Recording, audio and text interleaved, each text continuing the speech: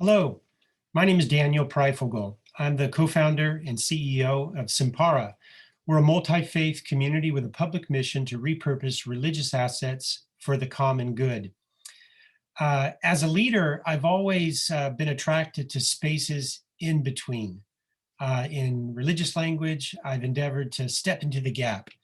And that's what my organization does as we work on sacred civic placemaking, blurring the lines between religion and civic interest as we endeavor to create more just, equitable, and sustainable communities. The intergenerational import of this work is clear to me, and it's I bring that bring that to the work from a lifetime of interest in bridging generations. From a personal standpoint, I'm 53 years old, and I have two daughters who are 31 and 28.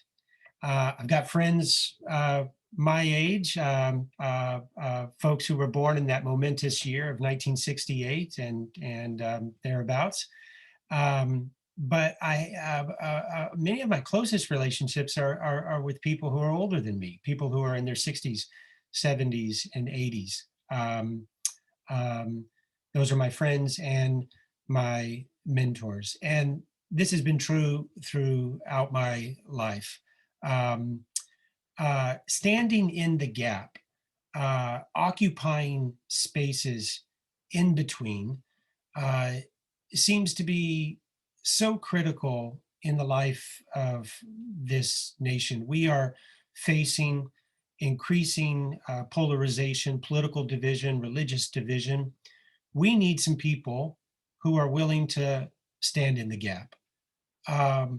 We're facing a mental health crisis that is driven in part by social isolation, that is experienced by people of all ages.